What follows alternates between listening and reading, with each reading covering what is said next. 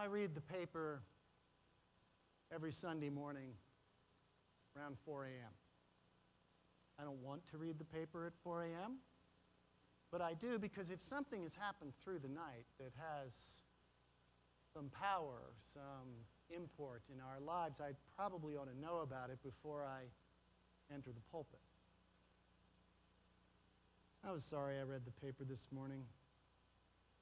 As far as I know, it's only in the Washington Post on the front page, but it seems that over the last few months there's a squad of boys in Afghanistan, American boys, who have been shooting innocent Afghan civilians for sport. Now, it seems what happened the first time is, some other people in the unit are starting to get scared, and they're wondering about it, and one of the young men in the unit had a conversation with his father on Facebook. Can you believe it? Told his father about it. His father said, all right, I'll have it investigated. Called a senator, called the Pentagon, called investigative services, got nothing. 3 more murders took place before an investigator in Afghanistan found out by accident because they were trying to figure out who was smoking hashish and who wasn't. Now, call me naive, but I actually don't think that such an event would have taken place. I mean, that repeated event over and over. I just don't think what is called, and I'm now using this term with great respect, the greatest generation, I don't think this would have occurred. Maybe I'm naive, but I have this sense that part of what's going on here is that America has lost its compass, its values, its sense of moral integrity. These boys were raised all over the United States. They didn't come from one place where there are a bunch of angry people. We've got our work cut out for us, folks. There's an entire ethos, an entire society that needs to be transformed in a different way by the presence and the light of God. We're losing our way. And we've got a lot of work to do, and the trouble is we're pretty small. And as I say to you over and over again, we're getting smaller, not bigger.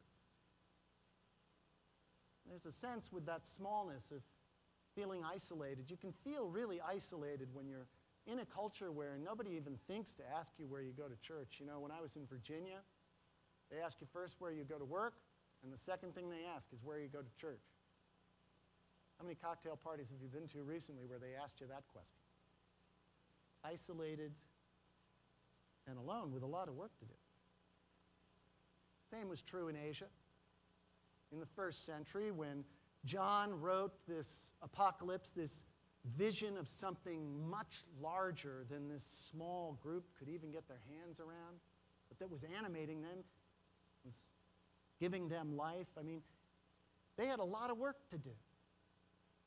There was a culture that was operating in unjust ways, destroying itself from the inside out.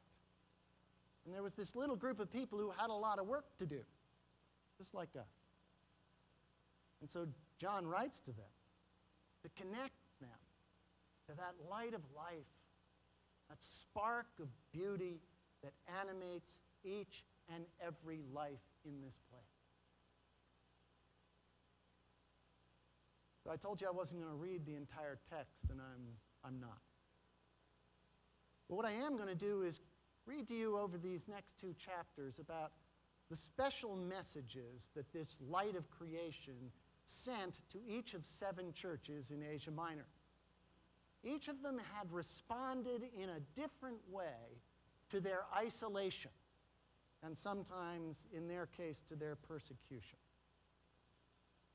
But actually, the letters aren't to the churches themselves. They're to the angels of the churches.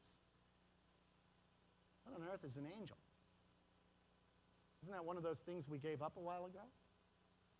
I think probably it is, but I wonder if it doesn't point to something that we know about.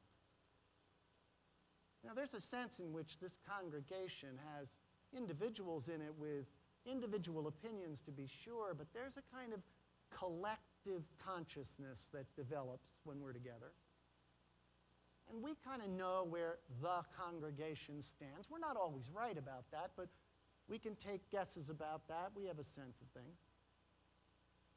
Spent an evening this week at a friend of mine's, Terry Patton. He was holding a conversation with two disciples of a spiritual teacher named Andrew Cohen. Some of you may have heard of him, some not. Andrew Cohen is becoming well known for developing what he calls an intersubjective dialogue. Now try and, release the fact that that's a crazy word and hear what he might have to say. What he suggests is that when you put a group of people together and you get them into a frame of mind where their ego is put in the background and not in the foreground, what they think becomes less important than what a group thinks, well, then they can enter into a dialogue. And rather than having a dialogue where you listen to what somebody else has to say all the time thinking, well, how am I going to get my smart point in there? Instead of doing that, you're listening very carefully to build on whatever wisdom it is that you have heard. What Andrew's students say is that what happens at some point is that this groupthink, this we space, begins to develop. It begins to take shape. There's a young man at the meeting that night talking about it, and when I mean young, I mean 20-something. And he talked about this we space taking shape that the Spirit had inspired, that the entire group could then download and work from the power and the wisdom of all of that. I wonder if that isn't the angel of the group, the angel of the churches that's being addressed. To the angel of the church in Ephesus, John was told, write this. These are the words of him who holds those 7 stars in his right hand, who walks among the 7 golden lampstands. I know your works, your toil, your patient endurance. I know that you don't tolerate evildoers, but I have this against you. You have abandoned the love you had at first. I'm not talking to any individual in this room, but I'm asking the angel. Have you abandoned the love you had at first? Is there a deep sense of the passion that comes from the kind of love that puts us into the world and seeks to light up the world with the creative power of God? Have we lost or abandoned the love we had at first? Let anyone who has an ear listen to what the Spirit is saying to the churches.